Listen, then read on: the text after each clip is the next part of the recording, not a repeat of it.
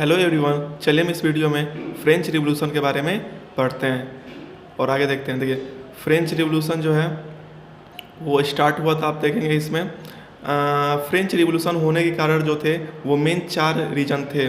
मैं एक एक करके सभी रीजन आपको बताऊंगा। जैसे कि पॉलिटिकल कॉजेज, वो कौन कौन से राजनीतिक कारण थे जिसकी वजह से फ्रेंच रिवॉल्यूशन हुआ। ये फ्रेंच रिवॉल्यूशन जो हुआ था, जो स्टार्ट हुआ था 1789 में, इस कहानी की शुरुआत हुई थी लुइस 14 से, लेकिन इस टाइम थे लुइस 16।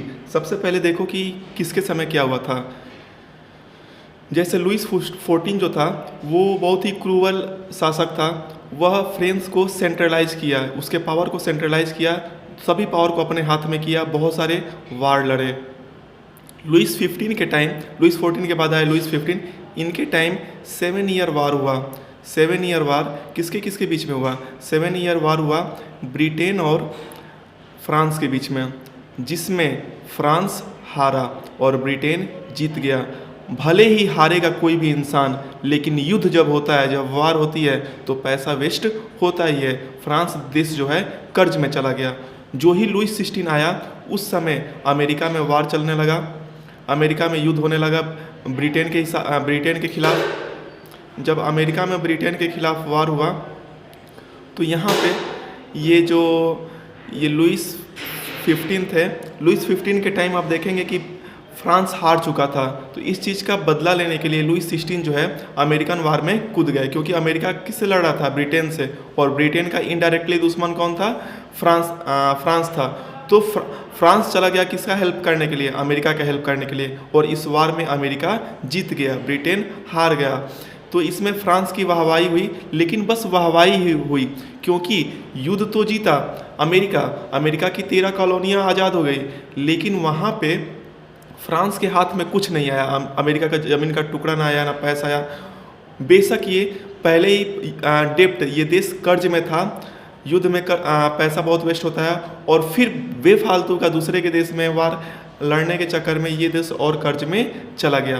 तो ये एक पॉलिटिकल काजेज माना जाता है, जिसके वजह से फ्रांस में क्या हुआ? रिवॉल्यूशन हुआ।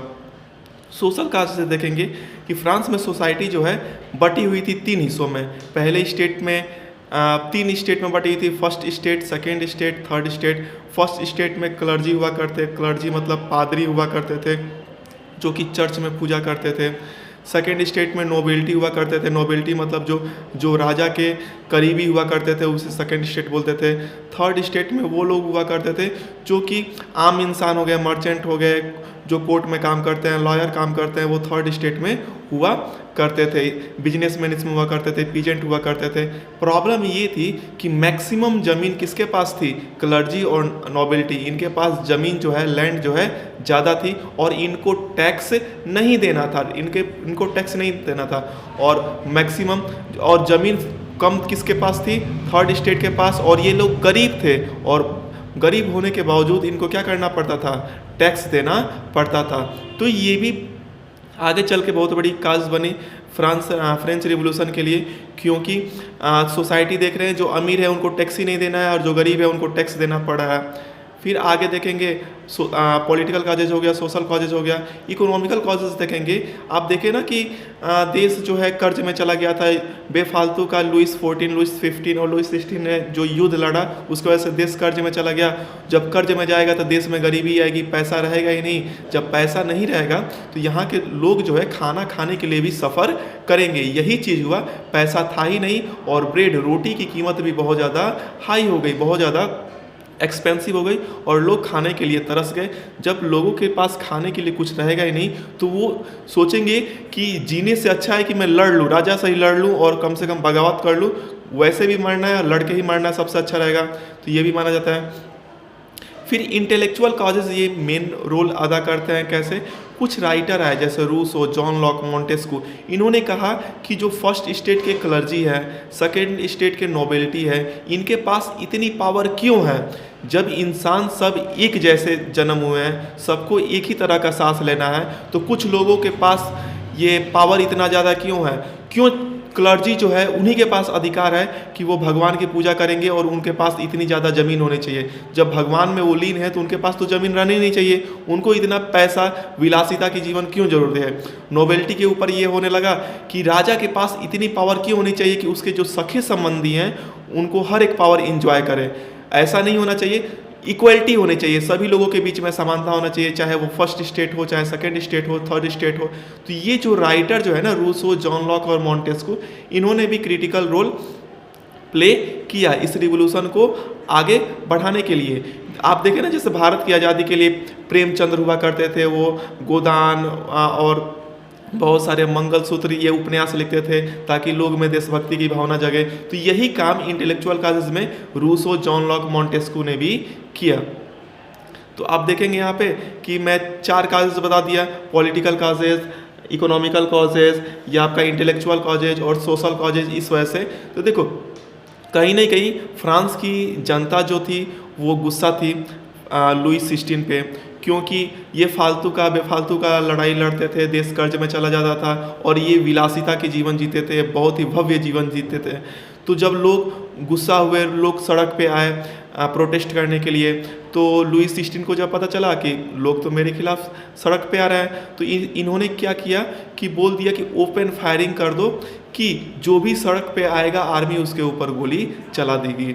जब ये बात जनता को पता चला, वहाँ के पब्लिक को पता चला कि राजा ने तो ये आदेश दिया है कि हम लोगों के ऊपर ओपन फायरिंग कराओ, क्योंकि ये बात नहीं मान रहे हैं, राजा के खिलाफ जा रहे हैं, तो लोग और भड़क गए और कहे कि राजा को हमारी बात समझनी चाहिए, लेकिन राजा तो अपने ही विलासिता में मस्त है, अपने भव्य जीवन जीने में मस्त है। जब राजा जो है तो वो जनता की बात ही नहीं सुनेगा, पब्लिक की बात ही नहीं सुनेगा, उल्टे ही वो बोल रहा है कि ओपन फायरिंग करा दो, तो लोग भड़क गए। और एक बेस्टाइल नाम का किला था, पोर्ट था, इस किले में ये माना जाता था ना कि राजा जिसको भी चाहता था उसको इस जेल में जेल में डाल देता था। तो लोगों का गुस्सा इस पोर्ट से था, क्योंकि राजा तानाशाही करता था, जिसको भी मन करता था इस जेल में डाल देता था। और एक और ये भी था कि इस जो बेस्टाइल पोर्ट है इसमें गोला बारूद रखे गए हैं, जैसे बहुत सारे बंदूक हैं, तोप है रखे गए हैं। तो लोग जो है राजा से लड़ने के लिए इस बेस्टाइल को तोड़ दिए और यहाँ पे जितने भी कैदी थे उनको रिलीज कर दिए, और जितने भी इसमें गोला बारूद थे, आर्मर्ड थे, सब क्या कर लिए, लूट लिए। तो ये बेस्टाइल का इंसिडेंट भी फ्रेंच रिवोल्यूशन में एक इम्पॉर्टेंट टर्न प्ले करता है।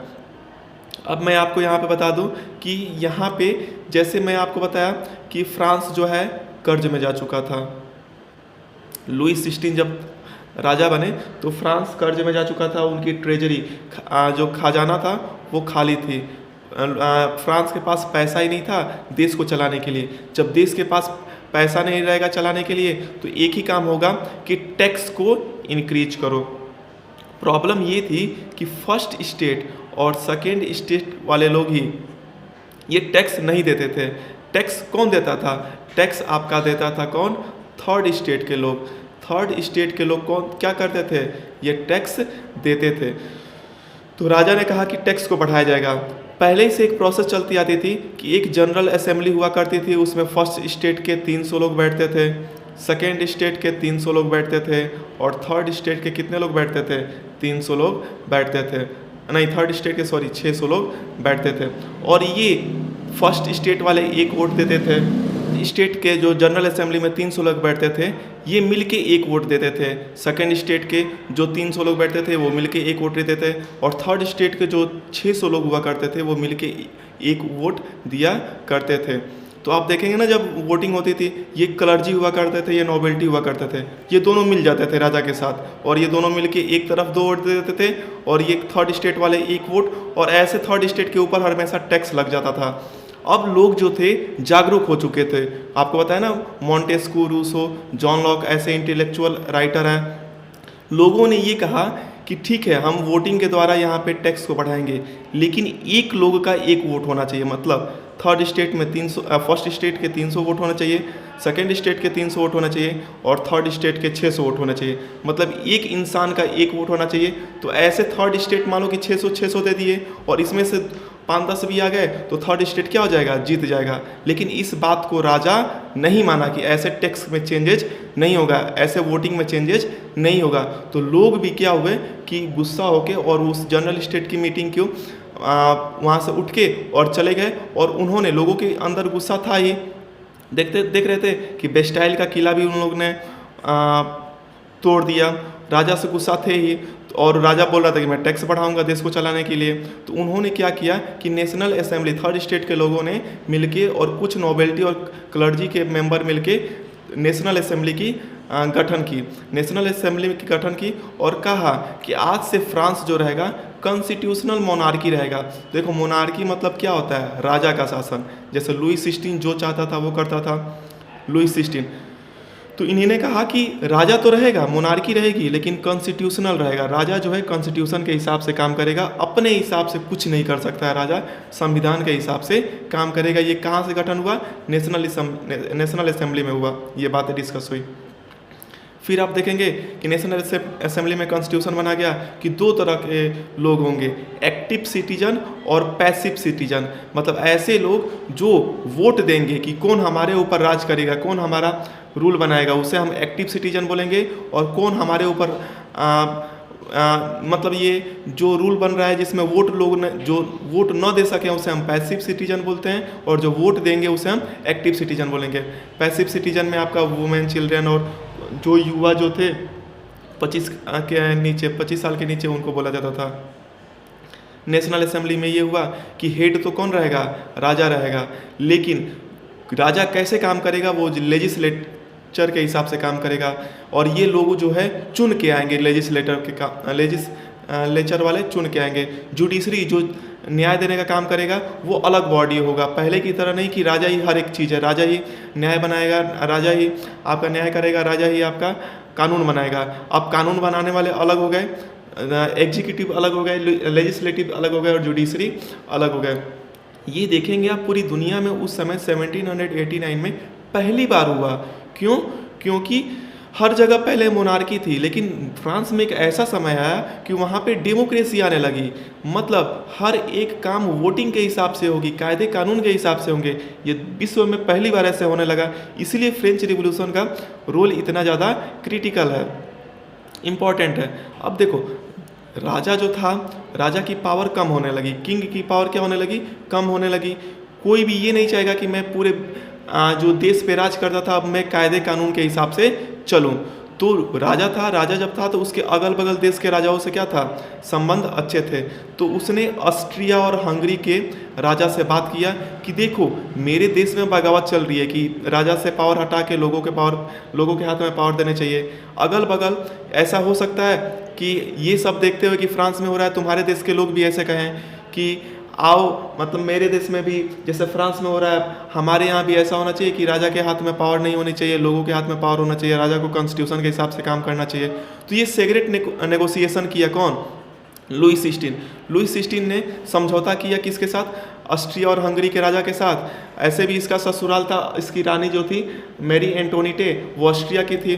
तो उनसे ये समझौता किया कि तुम फ्रांस पे अटैक करो और जितने भी नेशनल असेंबली के लोग हैं उनको मार दो, ताकि पूरी पावर किसके हाथ में आ जाए, पूरी पावर जो है किंग के हाथ में आ जाए, राजा के हाथ में आ जाए पहले की तरह।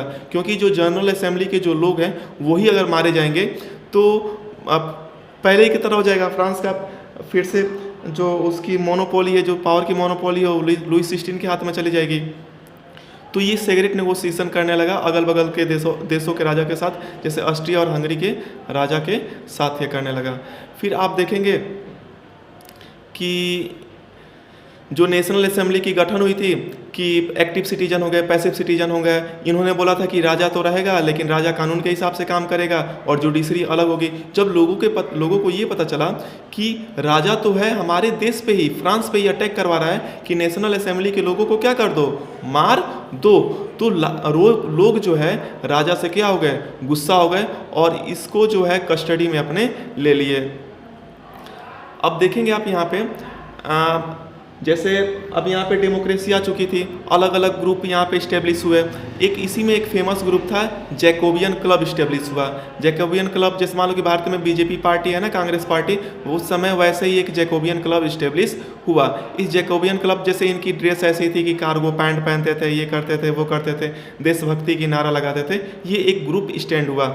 इस ग्रुप में एक लीडर थे मैक्सिमिलियन रॉबस्पियर। जैसे बीजेपी में मोदी जी हैं, वैसे ही मैक्सिमिलियन रॉबस्पियर क्या हुआ, एक ग्रुप का ये लीडर उभर के आया और यही इलेक्शन लड़ा और ये जीत गया। और इसने कहा, जब इसको पता चला कि फ्रांस के राजा जो है सेक्रेट नेगोशिएशन कर रहे हैं, तो इन्होंने कहा कि अब पहले था ना कि कॉन्स्टिट्यूशनल मोनार्की रहे, अब कॉन्स्टिट्यूशनल मोनार्की नहीं रहेगा, राजा का शासन रहेगा और वो संविधान के हिसाब से काम नहीं करेगा, राजा को ही हटा दो, मोनार्की अब रहेगी नहीं, अब रिपब्लिक रहेगा। रिपब्लिक मतलब क्या, अब सब कुछ वोटिंग के हिसाब से होगा, जो चुना जाएगा वही हेड होगा और उसी के हिसाब से काम होगा, राजा अब रहेगा ही नहीं।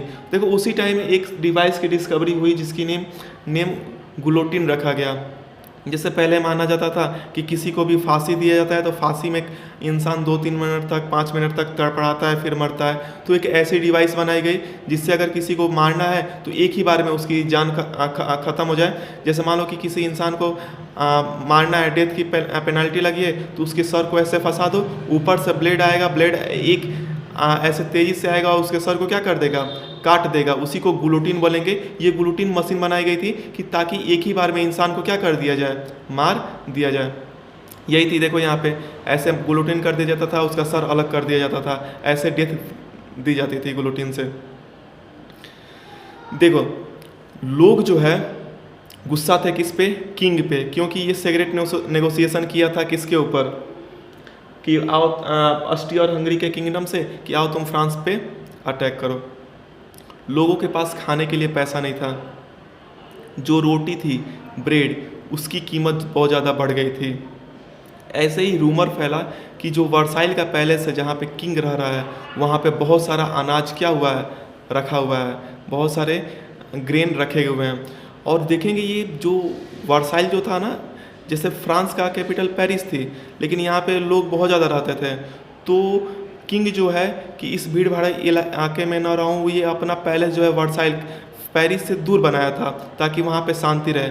और ये देख रहे हैं कितने भव्य एरिया में कितना बड़ा गार्डन है, इतने बढ़िया तरीके से किंग रहा करता था। इसका महल देखो कितना अच्छा है। फ्रांस जो है, फ्रांस के लोग खाने के लिए तरस रहे हैं और यहाँ का किंग जो है इतने विलासिता वाला जीवन जी रहा है। लोग क्या किए, वर्साइल के पैलेस पे आए, यहाँ पे लूट पाट मचाए, देखिए कि राजा तो इतने अच्छे से रह रहा है, जितने भी अनाज थे उसको लूट लिया, सेरल्स जो भी ग्रेन्स थे उनको लूट लिया, और किंग को भी क्या कर लिया गया, उसको भी कस्टडी, उसको भी अरेस्ट कर लिया गया।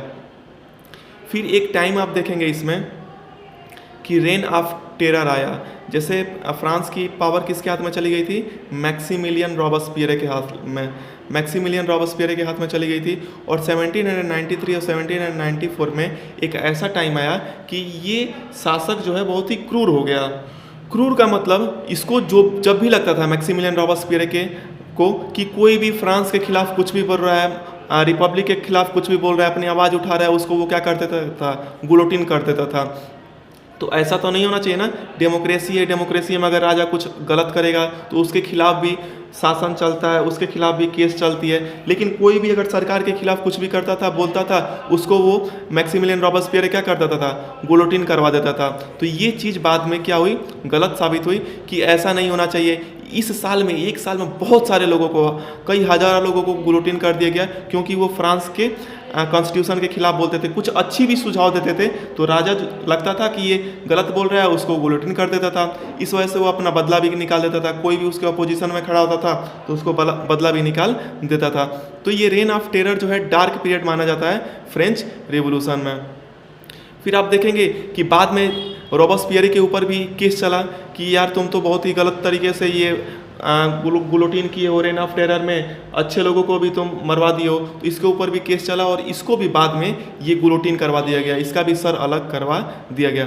फिर बाद में ये देखा गया कि जब भी पावर एक इंसान के हाथ में आया है, जैसे किंग के हाथ में आ गया, फिर उसके बाद ये लुइस 16 ये मैक्सिमिलियन रॉबस्पियर के हाथ में आया, तो ये बहुत ही क्रूवेल हो गए हैं। क्रूवेल होने का मतलब कि ये किसी की सुनते नहीं हैं और अपने हाथ में लेने के बाद पावर लेने के बाद ये किसी को भी मरवा देते थे। तो कहा कि आज से फ्रांस में जो रूल होगा वो एक इंसान के हाथ में नहीं रहेगा, कम से कम 5 लोगों की ऐसी टीम होगी और वो डिसाइड करेंगे और पावर को चलाएंगे कि देश को कैसे चलाना है। तो डायरेक्टरी बनी जिसमें 5 लोगों की टीम हुई और डिसीजन 5 लोगों के हिसाब से हुआ करता था। डायरेक्टरी से अब रूल चलने लगी किस में? फ्रांस में। अब यहीं पे एक अलग मोड़ आया। आपको पता था ना कि फ्रांस पे अटैक किए थे ऑस्ट्रिया हंगरी वाले, तो बॉर्डर पे ये था, एक नाम हीरो की तरह उभरा, वो था नेपोलियन। नेपोलियन जो है बहुत सारा युद्ध जीतने लगा ऑस्ट्रिया हंगरी से, और ये ऐसे ऐसे युद्ध जीतने लगा जहाँ पे कोई उम्मीद ही नहीं थी कि फ्रांस जीत सकता है। तो ये एक नाम, जैसे मानो ना जब ये पुलवामा अटैक हुआ था तो अभिनंदन का नाम हीरो की तरह आया था, ऐसे नेपोलियन पूरे फ्रांस में फेमस होने लगा क्योंकि ये हीरो की तरह, आइडल की तरह आया कि ये क्या हो रहा है, ये तो कहीं भी युद्ध नहीं हार रहा है, ये हर जगह जीतते जा रहा है। तो उसके बाद क्या हुआ ना कि नेपोलियन जब फेमस हुआ, जब युद्ध जीता, फ्रांस में जब आया तो उसको भी क्या कर फ्रांस का हेड बना दिया गया। तो देखो पहले था ना कि डायरेक्टरी 5 लोगों की टीम चलाएगी, अब कहा कि नेपोलियन जब इसके हाथ में पावर आई तो बोला कि अब कॉन्सुलेट रहेगा, कॉन्सुलेट में मैं हेड रहूँगा और मेरे पीछे क्या रहेंगे, 2 लोग रहेंगे जो कि सजेशन देंगे कि मुझे कैसे काम करना है। फिर बाद में इसने क्या किया कि कॉन्सुलेट को भी हटा दिया कि आज से कॉन्सुलेट के जो ये कॉन्सुलेट रहेगा लेकिन हेड मैं ही रहूँगा, ये जो मेरे सब ऑर्डिनेट है ये नहीं रहेंगे। तो आप ओवरऑल आप जब देखेंगे तो स्टार्टिंग में देखेंगे तो फ्रांस में मोनार्की थे, राजा का शासन था। फिर नेशनल असेंबली का गठन हुआ, उसमें कहा गया कि राजा तो रहेगा लेकिन कॉन्स्टिट्यूशन के हिसाब से काम करेगा। रॉबस्पियर आया, रॉबस्पियर ने बोला कि फ्रेंच में जो है मोनार्की अब रहेगी नहीं, राजा का शासन नहीं रहेगा और रिपब्लिक रहेगा, देश जो है इलेक्शन के हिसाब से काम करेगा, डेमोक्रेटिक काम करेगा। फिर डायरेक्टरी आई कि 5 लोगों की टीम बनेगी। फिर नेपोलियन आया कि 5 लोगों की टीम नहीं, 3 लोगों की टीम रहेगी, और उसमें भी बाद में 2 लोगों को हटा दिया, बोला कि मैं ही हेड रहूँगा। मतलब एट लास्ट पावर किसके हाथ में आ गई? मोनार्की एक ही इंसान के हाथ में आ गई। किसके हाथ में? नेपोलियन के हाथ में। जो चीज़ जहाँ से स्टार्ट हुई थी मोनार्की से, वो आके कहाँ पे ही ख़त्म हुई? मोनार्की पे ही ख़त्म हुई। तो ये पीरियड था 1789 के बाद फ्रेंच रिवॉल्यूशन में। लेकिन हम इसको क्यों पढ़ते हैं? क्योंकि विश्व में पहली बार ऐसा था कि राजा तो था लेकिन उसके ऊपर कॉन्स्टिट्यूशन लगाया गया कि राजा कॉन्स्टिट्यूशन संविधान के हिसाब से काम करेगा। और एक समय ऐसा आया कि फ्रांस भी क्या होगा? डेमोक्रेसी हो गई, डेमोक्रेटिक कंट्री हो गई। इसलिए फ्रेंच रिवॉल्यूशन का इंपॉर्टेंट है क्योंकि विश्व में पहली बार डेमोक्रेसी आई थी। इसलिए हम फ्रेंच रिवॉल्यूशन पढ़ते हैं। ये था इस चैप्टर का एंड। नेक्स्ट वीडियो में हम आपसे मिलेंगे नेक्स्ट टॉपिक के साथ। Okay, thank you.